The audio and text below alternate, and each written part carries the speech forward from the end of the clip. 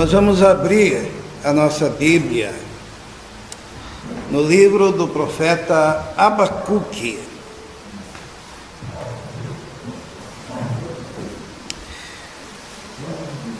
Abacuque, nós vamos manter o livro todo aberto para meditarmos na palavra do Senhor.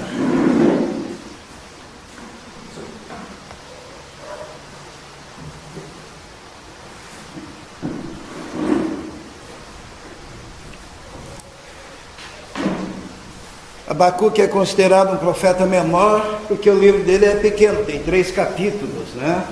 Os profetas menores não significa que são menores do que os outros profetas em espiritualidade, alguma coisa assim, mas é simplesmente o livro que é pequenininho. E a palavra Abacuque significa abraçar, né? A palavra Abacuque, abraçar. E era o nome do profeta. E eu coloquei aqui que um homem é decepcionado. Abacuque é muito parecido com o homem moderno, apesar dele ter vivido há tanto tempo atrás. Quando lemos o livro do profeta Abacuque, nós nos identificamos com ele. E ele é um homem que estava naquele período da história profundamente decepcionado. Então vamos ler o texto. Começa assim, dizendo: pelo que viu o profeta Abacuque. Esse é o primeiro versículo, né? E o que ele viu? Ele começa fazendo uma oração e dizendo assim: até quando, Senhor, clamarei eu, e tu não escutarás? Gritar-te-ei violência, e não salvarás. Olha como que é a oração do profeta, né? Até quando, Senhor? Até quando eu vou clamar? Até quando eu vou gritar? E o Senhor não vai se mexer, e não vai agir, e não vai modificar essas circunstâncias, né? Então ele era um homem que estava decepcionado com Deus. Ele era um homem que estava pensando na sua relação com Deus e pensando: Deus não está me ouvindo, Deus não está atendendo as minhas orações, Deus está em silêncio. Ele diz assim: gritarei violência, e tu não salvarás. Quantas vezes, irmãos, nós nos sentimos assim, né? Quando as nossas orações parecem que não são ouvidas, o nosso clamor parece que não passa do teto, e quanto mais a gente insiste, mais parece que Deus está distanciado de nós, e a gente sente um coração vazio da presença de Deus, e nós começamos a duvidar: será que existe alguém lá no universo que está nos ouvindo, que está olhando para nós, que está vendo a nossa devoção? Quantas pessoas dizem, né? Olha, eu vou para a igreja desde criança, mas eu não estou sentindo que o Senhor está modificando a minha vida. Eu não estou percebendo que o Senhor esteja agindo nos meus caminhos. Essa era a crise do profeta Abacuque. Ele estava profundamente angustiado com Deus. A segunda crise do profeta: ele estava decepcionado com a sociedade da sua época. Ele começa a dizer para Deus: olha, Senhor, por essa razão, pelo fato do Senhor não estar me ouvindo, pelo fato do Senhor estar mudo e inoperante, é por essa razão que me mostras a iniquidade e me fazes ver a opressão. Ele estava dizendo: Senhor, o Senhor não age, então agora existe iniquidade, existe opressão, E ele diz assim: pois a destruição e a violência estão diante de mim, havendo também quem suscite a contenda e o litígio. É mais ou menos uma descrição da nossa sociedade, né? Ele olha para a sua sociedade e vê uma sociedade violenta. Ele olha para a sua sociedade e vê uma sociedade iníqua. Era o povo de Deus, era o Israel de Deus, mas havia violência, iniquidade, era uma sociedade opressiva, era uma sociedade estruturalmente afetada, porque ele diz que destruição e violência estão diante de mim. Significa que enquanto ele caminhava pelas ruas, no meio do seu povo, os irmãos estão conseguindo me ouvir? Enquanto ele caminhava no meio do seu povo, ele via para todos os lados que ele olhava violência, iniquidade, opressão, que estava carcomendo aquela sociedade. E por isso ele estava profundamente angustiado. Era uma sociedade contenciosa, era uma sociedade de briga, era uma sociedade do litígio. Os irmãos sabem o que é o litígio? O litígio é quando há demanda, quando há o antagonismo. Era homem contra homem. Era filho contra pai. Era o vizinho contra o vizinho. Era a sociedade da contenda. Era uma sociedade beligerante, uma sociedade da briga. Por isso que ele diz: olha, Senhor, estou vendo iniquidade, estou vendo a opressão, estou vendo a destruição e a violência. Quando a gente olha para o Brasil hoje, o que a gente vê? Acho que foi essa semana, assalto aqui na panificadora. A gente olha nos jornais, nós vemos assassinatos e crimes, nós olhamos confusões e brigas de trânsito, nós vimos litígios a cada momento, porque cada um bate no peito pedindo pelos seus direitos. E o profeta Abacuque, olhando a sua própria sociedade naquela época, ele se decepciona, porque era o povo de Deus, era o Israel de Deus. Também era um profeta profundamente decepcionado com o judiciário da sua época. Ele não conseguia ver justiça nos atos dos seus juízes. E daí nós encontramos no versículo 4 ele dizendo assim, ó: por essa causa, porque o Senhor não está agindo, a lei se afrouxa e a justiça não se manifesta, porque o ímpio cerca o justo e a justiça se manifesta distorcida. Parece que nós estamos falando do Brasil, né? Isto é, a lei frouxa. O que é a lei frouxa? É aquela lei que se adapta à vontade do legislador, do juiz. É aquela lei que se adapta para que não seja cumprida, mas que possa contemplar apenas alguns. E por isso a justiça não se manifesta. Se nós formos ver a lei frouxa, porque a aplicação da lei era flexibilizada de acordo com os interesses dos magistrados. Israel, dá o microfone.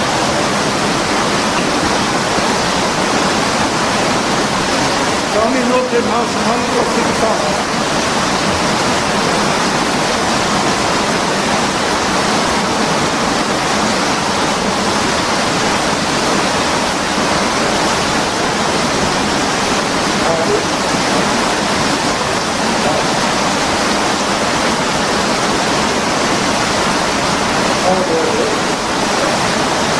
Eu creio que não funciona.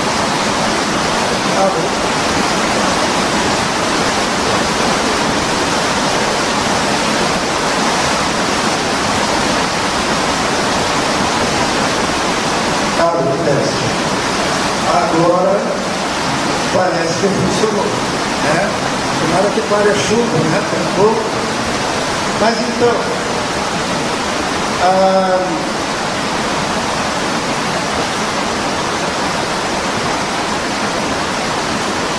a lei, ela tinha se afrouxado, isto é, a aplicação da lei era flexibilizada de acordo com os interesses dos magistrados, parece o nosso judiciário, né? Além disso, a justiça tinha se tornado um ideal distante, porque ela nunca se manifestava, havia sempre o desejo de que a justiça se manifestasse, porém, ela sempre estava distante, parecia algo irrealizável. Quando a gente olha o Brasil de hoje, existe uma esperança no povo de que a justiça se estabeleça. Porém, ela sempre está um passo além da nossa realidade. A questão do ímpio cercar o justo pela inversão dos valores, porque hoje em dia, aquele que se considera justo ou estar ao lado da justiça, tem que calar-se, enquanto o ímpio, de todos os lados, o está cercando para que se estabeleça a vontade do ímpio e do pecador. Quando aquilo que é errado passa a ser certo, e aquilo que é certo passa a ser visto como errado dentro da sociedade. Isso nós chamamos hoje do politicamente correto, né? Isto é, quando nós não temos o direito de ter opinião, de andarmos nos caminhos que imaginamos serem os mais corretos, e daí o que acontece? Nós somos cercados de todos os lados para aceitarmos aquilo que a palavra de Deus diz que é errado. A manifestação da justiça então se apresentava sempre distorcida, e havia isso no coração daquele profeta. Por esta causa a lei se afrouxa e a justiça nunca se manifesta, porque o ímpio cerca o justo e a justiça se manifesta distorcida. Acho que para um pouquinho, né? Eu não gosto de falar que minha voz parece que eu estou dentro de uma panela, esse microfone. Qualquer coisa seria melhor. Bom, agora os irmãos estão me ouvindo, né? Então, quantos aqui já não se sentiram assim, né? Sentiram decepcionados com Deus, decepcionados com a sociedade, decepcionados com o judiciário, angustiados de coração? Será que existe uma resposta? O profeta Abacuque nos dá a resposta. E qual foi a resposta de Deus para as questões existenciais daquela época? O que Deus falou para o profeta como resposta? A primeira resposta de Deus foi assim: Deus disse: aumente a perspectiva da sua visão. Quando não conseguimos ver a mão de Deus agindo no microcosmos, isto é, no nosso mundinho, precisamos olhar para o macro, né? Foi o que Deus disse com essas palavras, disse assim: vede entre os gentios. Ele estava olhando só no meio do povo, né? E Deus diz: agora olhe entre as nações, e maravilhai-vos e admirai-vos, porque realizarei em vossos dias uma obra que vós não crereis quando vos for contado. Deus está dizendo: abra os olhos e veja, para de olhar aqui só para o teu povo, que realmente está acontecendo tudo isso, a justiça está decaída, a sociedade está decaída, e a impressão que você tem é que Deus não está ouvindo. E agora olhe de uma perspectiva mais abrangente. Pare de olhar só para o seu mundinho. Deus está dizendo, olha, o que você está vendo é só a partir do seu próprio caminho, mas você tem que olhar o que eu tenho feito para a humanidade toda. E Deus começa a dizer então que Ele estava trabalhando. Sabe, muitas vezes o que acontece é que nós acabamos sendo envolvidos num egocentrismo tal, e nós só conseguimos ver a partir da nossa própria perspectiva. Nós não conseguimos enxergar além. O que Deus está dizendo, olha, comece a enxergar além de você mesmo, comece a enxergar além da sua casa, porque se você começar a olhar um pouquinho mais, você vai perceber que eu não deixei você órfão, que eu não deixei você sozinho, que eu não te deixei à mercê da sorte, né? E Deus, então, Ele está declarando que Ele está, de fato, agindo, mesmo quando você não está vendo. E é isso que eu queria que gravasse hoje o coração de vocês. Você não está vendo a mão de Deus? Você não está vendo Deus agindo? Pois eu quero te dizer que Deus está agindo, Deus está operando. Talvez você não veja, porque a sua visão está focada em você mesmo, no seu mundo, mas Deus está agindo, e essa ação de Deus vai tocar a sua vida. Então Deus começa a revelar para o profeta o que ele está fazendo. Sabe o que Deus estava fazendo? Deus estava dando àquele povo a oportunidade de passar alguns dias com alguém muito parecido com ele mesmo, sabe? Como é que era aquele povo que o profeta está reclamando? Era um povo opressor, era um povo desobediente, era um povo que não manifestava justiça, era um povo que desagradava a Deus. Ele estava no meio de um povo que estava afastado dos caminhos do Senhor. E a resposta de Deus, ela tem até um pouco de humor, porque o que ele faz? Ele diz, olha, o que eu vou fazer com vocês é o seguinte: eu suscito os caldeus, uma nação amarga e impetuosa, que marcha sobre a largura da terra, para apoderar-se de moradas que não são suas. Horrível e terrível é, dela mesma sairá o seu juízo e a sua dignidade. Os seus cavalos são mais ligeiros do que os leopardos, e mais espertos do que os lobos à tarde. Os seus cavaleiros espalham-se por toda parte, os seus cavaleiros virão de longe, voarão como águias que se apressam a devorar. Eles todos virão para fazer violência, os seus rostos buscarão o vento oriental, e reunirão os cativos como areia, escarnecerão dos reis e dos príncipes farão zombaria. Eles se rirão de todas as fortalezas, porque amontoarão terra e as tomarão. Então muda sua mente e seguirá, e se fará culpado, atribuindo esse seu poder ao seu próprio Deus. Vamos traduzir isso. O que Deus está dizendo? Deus está dizendo, eu vou mandar um povo, os caldeus. Lembram-se da história? Que os caldeus vieram sobre o povo de Deus e os levaram cativos por 70 anos. Deus está dizendo, vocês estão tão pervertidos, que para vocês entenderem a atual situação de pecado que vocês estão, eu vou mandar vocês para passar umas férias com uma nação que é bem parecida com vocês. Entende? Irmãos, isso daqui é muito importante, né? 70 anos de cativeiro foi para educar aquele povo. Seria o equivalente, vamos supor aqui a Miriam. A Miriam, ela é uma pessoa que está ranzinza, que está brigando com todo mundo. Daí Deus diz assim, olha, eu puxo a orelha dela, ela não aprende. Então eu vou fazer ela passar uns 70 anos com alguém igual a ela. O que você acha? A pessoa, às vezes noivado e casamento é mais ou menos isso, tá? A pessoa tem a oportunidade de aprender quando ela consegue olhar no outro a projeção de si mesmo. Os caldeus vieram contra aquela nação, e a característica dos caldeus que é descrita pelo profeta, eram as mesmas características que marcavam o pecado daquele povo. Tem um cara chamado Groucho Marx, que eu coloquei ali, é um comediante, que ele dizia o seguinte, que ele jamais participaria de um clube que o aceitasse como sócio. Ele falou isso numa atitude de humor, né? Mas ele queria dizer assim, eu não vou participar de um clube que me aceite. Na verdade, é basicamente isso que Deus está fazendo.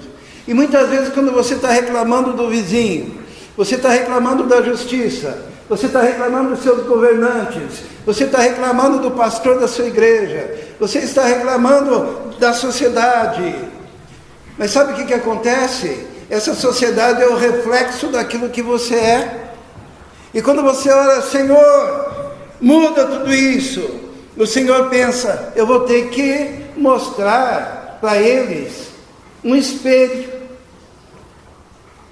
para que eles possam ver a própria cara, para que eles tenham a oportunidade de aprender, para que eles se percebam no outro, porque aquela sociedade estava corrompida. Por quê? Porque o povo era corrompido. E o povo era corrompido por quê? Porque o indivíduo era corrompido. E a justiça era corrompida por quê? Porque a sociedade era corrompida. É um círculo vicioso. Quando o profeta ora e diz assim, Senhor, olha esse povo, como esse povo é pecador. Mas era por quê? Porque os seus profetas tinham falhado. Porque os seus governantes tinham falhado. Porque os seus sacerdotes tinham falhado. Porque os pais de família tinham falhado. Porque aquilo que os juízes praticavam nos seus escritórios era simplesmente a extensão daquilo que o povo praticava, em particular na sua própria casa. Porque o homem é pecador. E pelo fato do homem ser pecador, a sociedade está corrompida. E se nós queremos mudar a sociedade, nós temos que primeiro mudar a nossa própria vida, mudar a nossa própria relação com Deus. Passe alguns dias com alguém muito parecido com você, e você vai descobrir que as suas reclamações não têm assim tanta força e tanto peso. Deus levanta uma nação para que eles fiquem 70 anos no cativeiro, um povo idêntico moralmente a eles próprios, uma projeção deles. Nem sempre nós gostamos das respostas que Deus nos dá à oração. Na maior parte das vezes, quando nós estamos reclamando como o profeta, dizendo assim, Senhor, por que o Senhor está calado? Senhor, porque o Senhor não está agindo? Senhor, porque o Senhor não está me livrando dessa situação? Na verdade, Deus está agindo, Deus está operando, mas Deus está operando na profundidade da sua alma. Porque, na verdade, o que você quer é que Deus mude a periferia, né? É que Deus tire o teu sofrimento, Deus tire a tua dor, Deus te dê dinheiro, Deus te dê condições. Mas Deus está olhando lá dentro de você. E a mudança interior, ela é mais dolorida, ela é mais complicada, ela é mais difícil, ela é mais profunda. A nação de Israel precisou de quanto tempo? 70 anos, convivendo com um povo igual, em pecado, a eles próprios.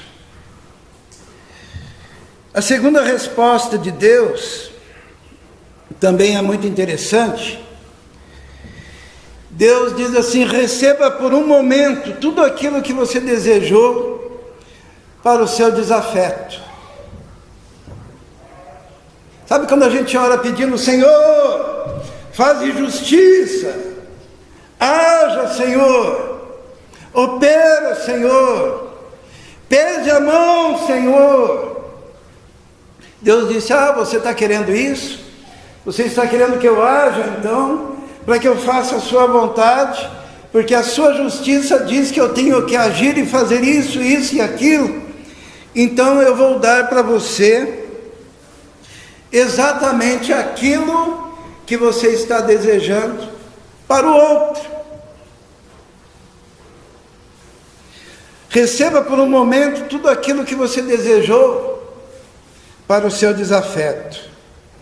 Porque muitas vezes a nossa teologia, ela nada mais é do que egocentrismo, do que egologia e não teologia, né?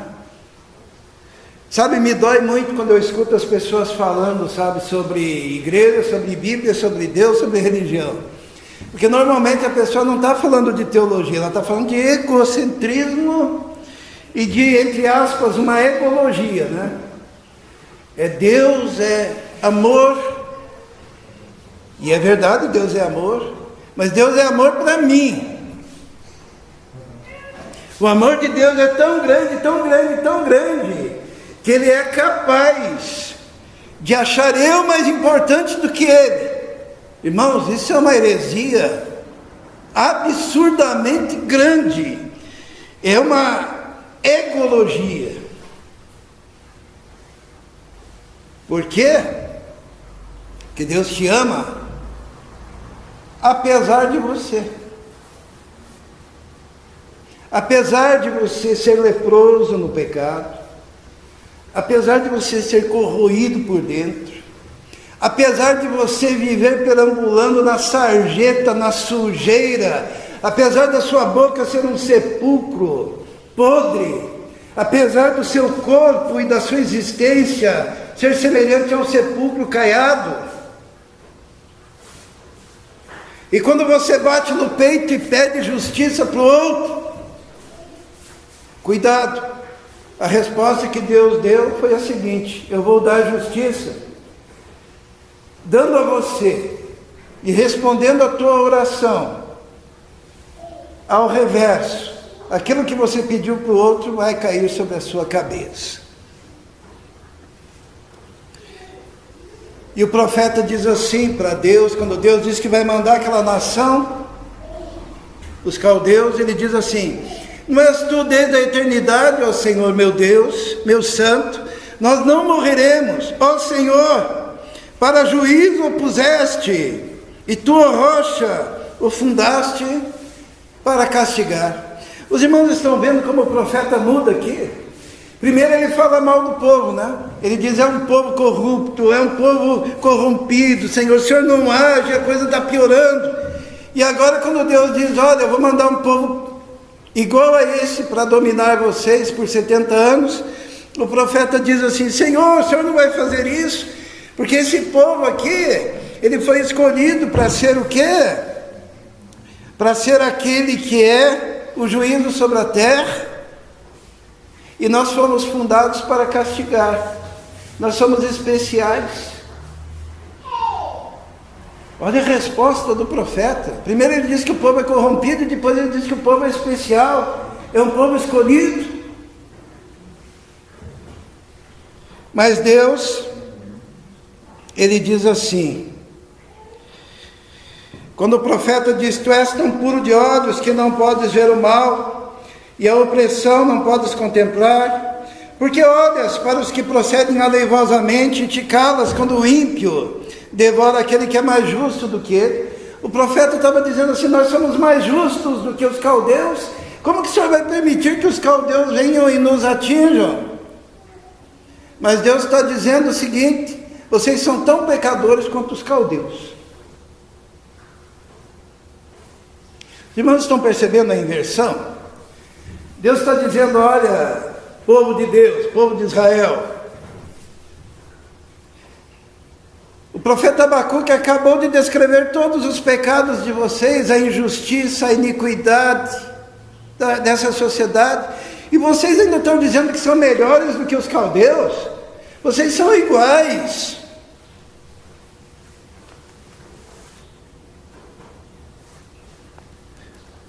Reveja o seu conceito de justiça. O profeta diz: o ímpio devora aquele que é mais justo do que ele. E eu quero dizer, irmãos, que você não é mais justo do que o cara que está lá no pecado, do que o cara que está na penitenciária, do que a prostituta, do que o ladrão, do que o assaltante.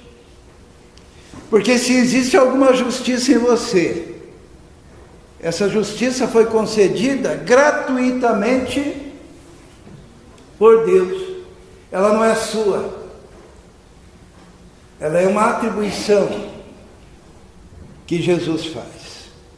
O que o profeta está dizendo aqui é que a diferença entre o pecado dos caldeus e o pecado do povo de Deus era só a intensidade, mas em essência era o mesmo.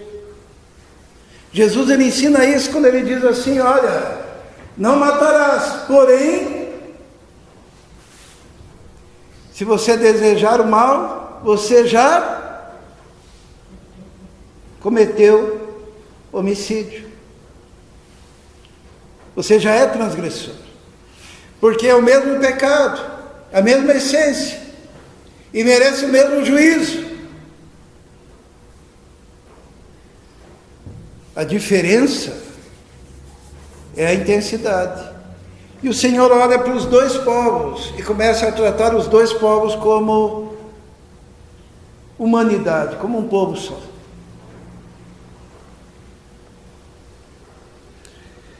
Isso é muito importante. Tem hora que você é peixe e tem hora que você é pescador. O Marcos é pescador, né, Marcos? Qual das duas situações você preferiria viver? Como peixe ou como pescador? Deus, no seu humor, ele pega e diz isso para o povo. E o profeta sente isso. Ele diz assim: por que farias os homens como os peixes do mar, como os répteis, que não tem quem os governe? Ele a todos levantará com o anzol, apanhá-los-á na sua rede, e os ajuntará na sua rede varredora. Por isso ele se alegrará e se regozijará. Por isso sacrificará a sua rede e queimará incenso a sua varredora. Porque com elas engordou a sua porção e engrossou a sua comida. Porventura, por isso esvaziará a sua rede e não terá piedade de matar as nações continuamente. O que está sendo dito aqui é o seguinte: quando o profeta orou, o profeta se colocou na condição de pescador. Senhor, haja! E Deus disse: Então vamos inverter. Quem vai agir agora são os caldeus e você vai ser o peixe. Será que você oraria com toda essa empáfia? Você na condição do outro lado da moeda? O livro do profeta Abacuque é de uma profundidade tão grande. Ele está simplesmente dizendo: às vezes a sua oração não passa de arrogância, a sua oração não passa de empáfia, a sua oração é só o testemunho da sua cegueira. Por isso que Deus falou assim: vede entre as nações, porque eu realizo uma obra que você não está vendo. Por isso que me dói algumas orações, né? Aquelas orações que pedem juízo, aquelas orações que declaram o outro injusto e você justo, aquelas orações que colocam você num patamar diferenciado. Eu faço parte da igreja remanescente, escolhida, e o resto é o resto. Deus olha e diz assim: olha, os caldeus, essa nação amarga e violenta, também são meus. E você queria que a minha mão pesasse sobre o seu próprio povo? Pois agora eu vou responder a sua oração ao reverso. Tudo que você desejou cairá sobre a sua cabeça. Você se achava pescador? Pois bem, hoje eu vou te transformar no peixe. Por que Deus faz isso? Deus faz isso para que a gente aprenda a ser humilde. Deus faz isso para que nós possamos aprender a reconhecer que se nós temos alguma coisa hoje para nos alegrar diante de Deus, essa coisa que nós temos foi nos dada pela graça. Não foi dada porque nós cumprimos a lei, não foi dada porque nós somos melhores, não foi dada porque nós não somos pecadores, não foi dada porque nós somos melhores do que aquele que está lá fora.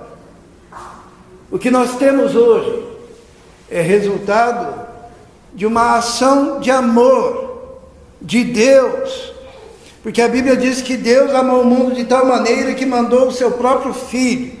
Deus mandou o seu próprio Filho, que num ato de obediência ao Pai, esvaziou-se, foi para a cruz e morreu em nosso lugar.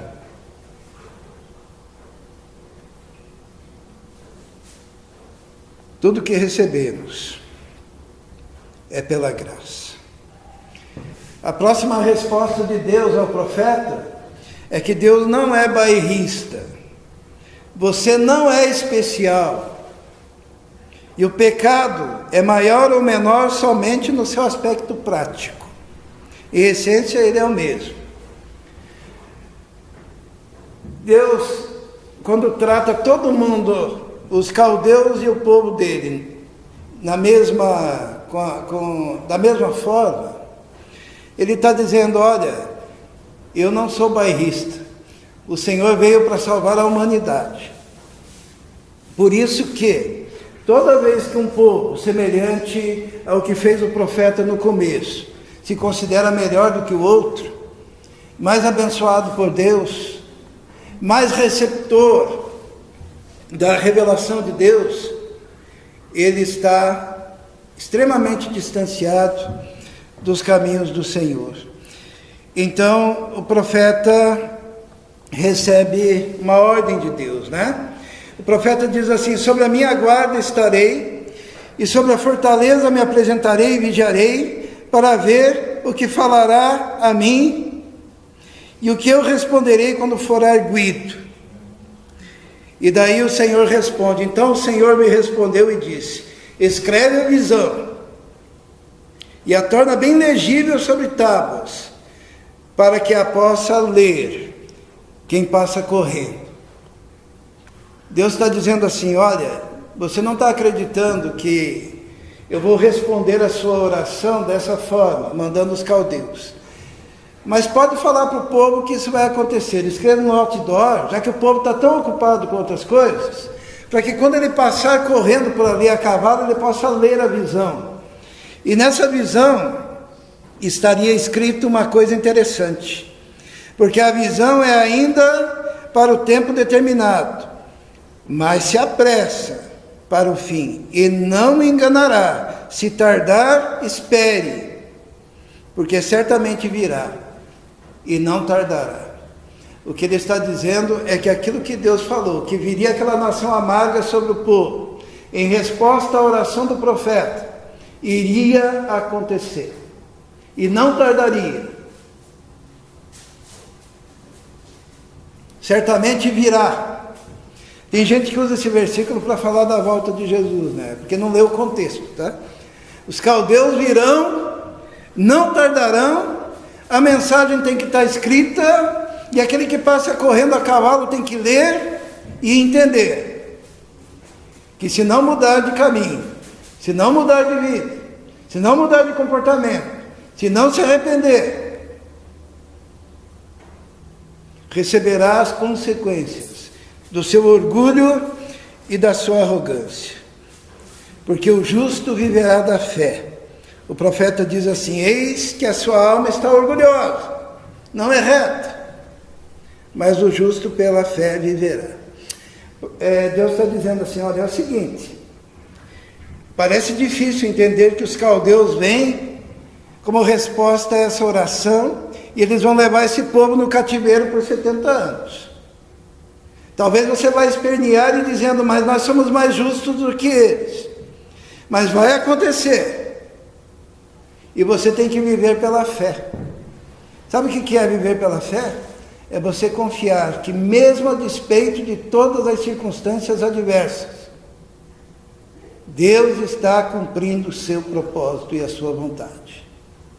Que Deus não é Papai Noel que vai te dar tudo o que você quer. Mas quando as coisas estão más, ainda assim, pela fé, você reconhece a mão e a graça de Deus. E que tudo aquilo que Deus estava permitindo era para encher a terra com o conhecimento do Senhor. Como que os caldeus seriam alcançados pela mensagem de Deus? Com todo aquele rancor que havia no coração do profeta e que havia na nação, não haveria a menor possibilidade daquele povo estrangeiro receber o conhecimento do Senhor. Mas Deus diz, eu os espalharei, e toda a terra se encherá do conhecimento do Senhor. Porque a terra se encherá do conhecimento do Senhor, como as águas cobrem o mar. E Deus diz assim, cale-se diante dele toda a terra, mas o Senhor está no seu santo templo, cale-se diante dele toda a terra. Deve ter sido difícil para o profeta ouvir, né? Deus respondendo a oração dele assim, cale-se.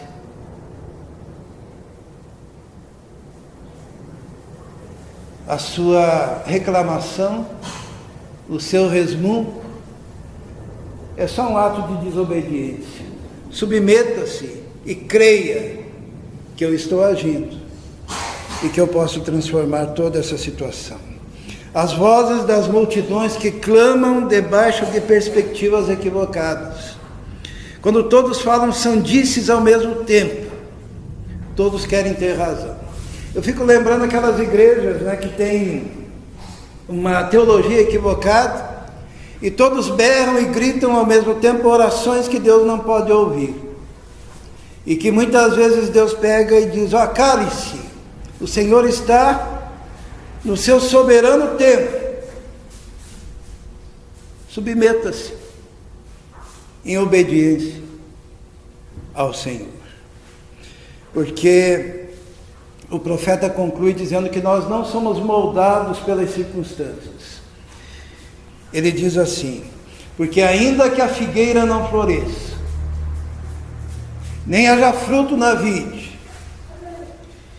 ainda que decepcione o produto da oliveira, e os campos não produzam mantimento, ainda que as ovelhas da malhada sejam arrebatadas, e nos currais não haja gado, todavia eu me alegrarei no Senhor, exultarei no Deus da minha salvação. Os irmãos percebem que a oração do profeta no começo como que era? Senhor, até quando? Por que o Senhor permite essa maldade na sociedade, no judiciário, no meio do teu povo? E no final ele ora dizendo, Senhor, ainda que esteja tudo virado ao contrário, e a figueira não floresça, e nos currais não haja gado, o produto da figueira, o produto da oliveira, os campos não produzam mantimento, ainda assim, eu me alegrarei no Senhor, exultarei no Deus da minha salvação. O Senhor é a minha força, e fará os meus pés como o da corça, e me fará andar sobre minhas alturas. A gente só consegue fazer essa oração quando a gente começa a entender o que é fé. Fé não é pensamento positivo. Fé não é eu determino, Senhor. Sabe o que é fé? Fé é a confiança absoluta no caráter de Deus. E quando a gente confia absolutamente no caráter de Deus, a gente não fica olhando as circunstâncias, mas os nossos olhos se voltam para o Senhor, que é autor e consumador da nossa fé. O profeta ainda nos dá uma indicação sobre o que seria a verdadeira mensagem de Deus e o verdadeiro avivamento. Ele diz assim: ouvi, Senhor, a tua palavra e temi. Aviva, ó Senhor, a tua obra no meio dos anos. No meio dos anos faze-a conhecida. Na tua ira, lembra-te da misericórdia. Então são três coisas aqui que ficam dessa experiência do profeta Abacuque. A primeira coisa, atentos à palavra do Senhor, mas de fato ao que ela diz.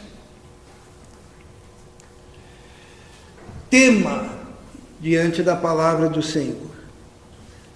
Obedeça a palavra do Senhor. E assim, a palavra do Senhor será conhecida em todos os cantos, por causa do comportamento, da atitude do povo de Deus. Feche seus olhos agora. Nós tivemos um atrapalho por causa dessa chuva, né? Mas eu gostaria que você entendesse três coisas. A primeira é que normalmente as acusações que você faz em direção ao outro, elas primeiro habitam dentro de você. E é muito perigoso quando você consegue olhar o erro dos outros, mas não consegue enxergar os seus próprios. Segunda coisa, Deus deu ao profeta a resposta à sua oração, dando a ele alguém igual a ele mesmo, e dando àquele povo um povo semelhante a eles mesmos. Significa que quando Deus quer tratar a sua vida, a primeira coisa que Ele precisa é que você se enxergue, que você perceba o quanto depende e precisa dele, e perceba que você não é melhor do que ninguém. Finalmente, o profeta, ele diz: o que Deus falou acontecerá, independentemente daquilo que você pensa. Por isso, o caminho de Deus para você é a entrega total da sua vida ao Senhor, como um ato de obediência a Deus. Vamos orar. Senhor nosso Deus, obrigado pelo profeta Abacuque, pela sua mensagem, pela sua palavra. Obrigado porque aprendemos com o profeta que devemos, quando chegarmos até em oração diante do Senhor, que nós devemos chegar numa atitude de submissão, de reverência, de obediência, sempre com a perspectiva de que nós mesmos, se podemos orar, é pela tua graça, é pelo teu amor, é porque o Senhor nos alcançou. Pedimos ao Deus que haja no nosso coração o sentimento de que, apesar de nós, o Senhor nos aceita. Pedimos ao Deus que trabalhe a nossa vida profundamente e que possamos olhar para a tua palavra com reverência e com uma entrega absoluta do nosso ser. Nós te pedimos isso, em nome de Jesus. Amém.